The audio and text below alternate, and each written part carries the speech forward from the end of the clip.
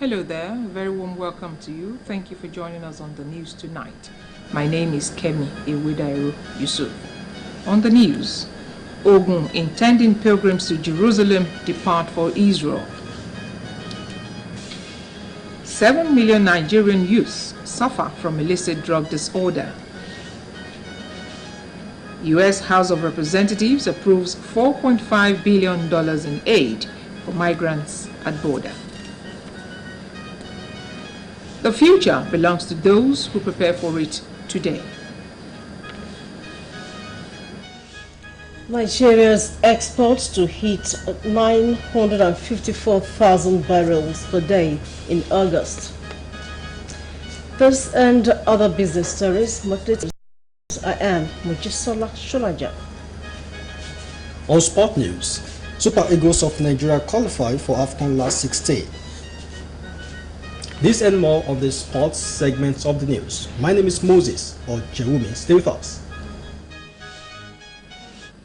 Ogun State Governor Prince Dapo Abiodun has unfolded plans to rehabilitate primary health care centers in each of the 236 wards of the state using local manpower.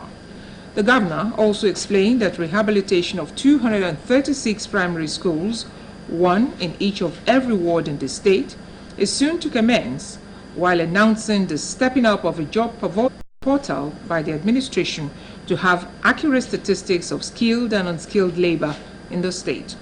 Prince Dapo Abiodun, who lauded the spirit of magnanimity to star on a continuous basis unemployed youths in the state, with a view to providing jobs suitable for their trade and academic qualification.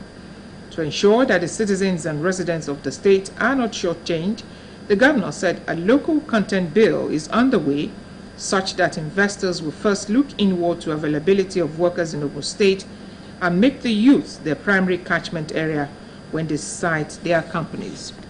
In a statement by the Chief Press Secretary, Kunle Shomorin, the governor said the determination to develop and address the glaring infrastructural deficit in Ogun State, rehabilitation of roads will be on the front burner in cassava, maize and rice crops, in which the state is a leading producer.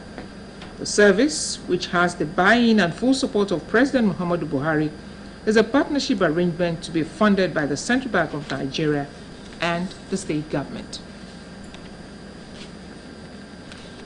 A federal high court sitting in Abuja has struck out a case brought against the governor of Ogun State, Prince Dapo Abiodun, by Mrs. Iyabo Anishilowo, to seek the disqualification of then-candidate Dapo Abiodun from contesting the March 9, 2019 governorship election in Ogun State.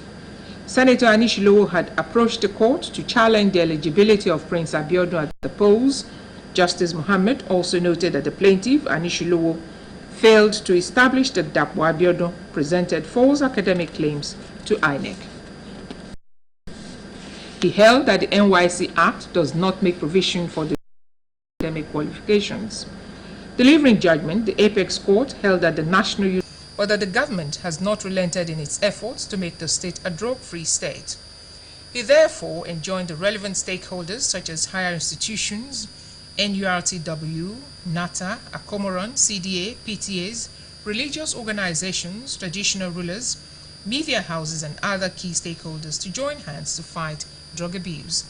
On his part, the chairman and chief executive of the National Drug Law Enforcement Agency, retired Colonel Mohammed Mustafa Abdallah, represented by the Assistant Commander, Administration and Logistics, said his agency had been in the forefront of the commemoration of International Day Against Drug Abuse and Illicit Drug Trafficking and had always put Ogun State Command in places of events to highlight the dangers of drug abuse and illegal drug trade.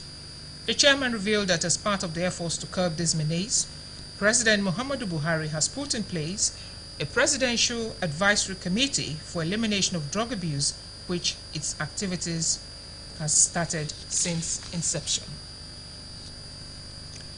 The Global Society for Anti-Corruption has said that about 7 million Nigerian youths suffer from illicit drug-related disorder. The president of the group, Mr. Frank Ezeona, disclosed this at a press briefing to mark the International World Drug Day in Enugu titled Drugs, I'm Not Giving You My Life. Ezeona said people suffering from drug and alcohol addiction have a higher risk of unintentional injuries, accidents, and domestic violence incidents. The GSAC boss condemned drug abuse, which he said has contributed to many deaths and crimes in the society, and urged the youths as well as adults to avoid it. He added that all misused drugs affect the brain. They cause large amounts of dopamine, neurotransmitter that helps regulate the emotions, motivation, and feelings of pleasure to flood the brain and make people high.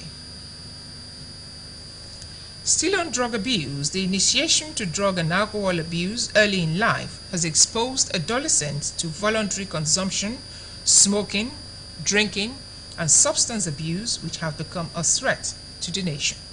The menace of drug abuse and ways of curbing it was put forward by some Nigerians, as the report calls on the attention of all stakeholders to give to early education on dangers inherent in drug abuse. Charity James has the details. Drug is defined as any natural or artificial substance other than food that affects the function of the nervous system, altering perception, mood, and consciousness. In many cases, the initiating of drug abuse happens at the transitional period of childhood to adolescence. Abuse may occur due to some reasons that include lack of adequate knowledge about the harmful effect, peer pressure, satisfying curiosity, and low level of self-confidence. It is also abused when using drugs to reduce stress. People that abuse drugs as mostly they are youths, and it affects their sense of reasoning. Their studies is affected. Even their relationship is affected. Even their mental state is affected. They tend to break down and become psychiatric patients, and that's one of the reasons why we are saying no to drug abuse. The health implication that most times affect the society in the drug abuse is that abusers are prone to anger, lack of motivation, and depression. It also has physical, social, and psychological effects. Drug abuse could be classified into so many. It could be drug misuse. If you tend to abuse drug, you put your health in danger. There are so many organs in the body that need to process whatever you take, and it could be detrimental to one's health. Let us know the drugs within our environment. Let us know their dangers so that we can educate our children. Because if you catch them young, you won't spend much more money curing them when they are addicted. So if we give them the education they need about this drug, it will help them. Because we all believe that drug is a propeller of all this crime. But if we fight drug, 50% as well. Policy to curb corruption in governance, Office of the Accountant General of the Federation has organized a 2-day workshop for relevant key players. Emir of Kano, Mohammed Sanusi II, and other stakeholders believe that Nigeria can only get it right if all sectors of the economy are transparent and accountable in all ramifications. Taking money out of education, out of health, out of infrastructure, putting this money in petroleum subsidy and tariff subsidies, and expect to cure poverty. EFCC is willing to collaborate with all the relevant agencies involved in treasury management. We must all take ownership of the fight against corruption. The workshop has as its theme accountability and transparency as catalyst to economic recovery, the role of the Treasury. The event brought together for good governance. Constitutional lawyer Mr. Femi Falana is expected as guest speaker, while Comrade Debo Adeniran will be the keynote speaker. Chief host is Comrade Malachi Uguamadu, the national president of CDHR. Various political parties have allegedly failed to allow for level playing ground among members, thereby resulting into threats of the practice of democracy. In this special report, Morenikeji Shobaluju takes a look at the sustainability of internal democracy to the socio-political growth of Nigeria. Here is her report. In the past, lack of internal democracy in political parties has been regarded a threat to democratic governance in countries where democracy thrives. The practice of civil rules stipulates that political parties' internal structure and operations must be democratic, where all party members, irrespective of position, are allowed to contribute in decision-making. When leaders realize that party were not owned by them, it is a collective responsibility to have as many aspirants as people feel to, and the party members, let them come together and choose whoever they want to represent them. It is when the people that have been elected were living within the means of the people. At point in time when they need them, they can rush down to them and tell them what their needs are. It depends on what the party constitution demands of their internal democracy. But normally the internal democracy is supposed to be allowing all the party members to be involved in choosing a candidate that will represent their interests. Although there is no doubt that internal democracy has some attendant challenges, the advantage of it is enormous. The right of the people are protected and established. Merits come to play, equity comes to play, and at some times equality comes to play. So that is the concept of internal democracy. When we talk about Godfather, someone that brings you in to come and eat, you can never have a say. So that has not given a level playground in the system of democracy which we are practicing. There will be instability within the party hierarchy itself. There will be crisis within the party, and it will affect the populace. That is what happens in Zamfara now. APC won the election, but they lost in court because they did not allow the internal democracy to play. Of a fact is that large group of people receive benefits of democracy by having one representative voted according to their needs or desires. Until we do it in a normal way, let the party member, a common man even within the party who does not have a godfather, he only have God, then let him come out and bold enough to say, I want to contest an election. And when he faces the primary, if he win, fine. If he did not win, he will try another time. I think that would be the best. Internal democracy, also known as intra-party democracy, refers to a level and method of including party members in deliberation on party structure. Murenikeji Shobaloju, Ogtv News. Passion, interest, determination, and intellectual capacity have been identified as qualities needed to be successful in any chosen career. This was the view of speakers during a career talk program organized by Association of Professional Bodies of Nigeria Ogun State Chapter, while enlightening secondary school students in Ogun East Senatorial District on what they need to put into consideration when choosing a career. Elizabeth Esson covered the event held at Ijebu-Ode Grammar School. Being successful in life entails identifying one's passion for a profession and choosing the right career.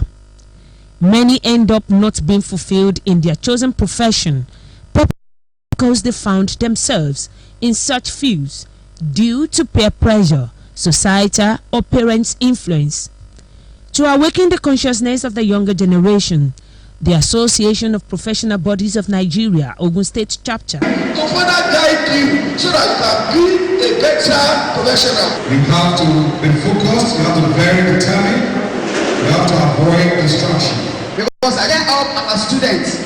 If you ask them now what do you want to become in future, is celebrity nowadays. I'm only trying to highlight for you the need for us to be aware of the career that we have so that we don't make the wrong choice of career. Some of the students commend the organizer for the initiative. Salient questions were asked by the students as answers were provided by the professionals. Elizabeth Esson, Ogtv News. Poultry production has provided so much for humans as it has increased the socio-economic growth of the country. In Nigeria, for example, poultry production is one of the major subsectors that provides Nigerians with nutrients. Tunde Olaniran, in this special report, takes a look at the prospects and challenges of poultry farming in Nigeria. Poultry production. Broilers, talk of the layers, talk of the cockerels, you talk of the dogs. You talk of even quails. Quails is also part of it, and we know the medicinal value of the quail eggs. That is a lucrative aspect of agriculture. The cycle is short.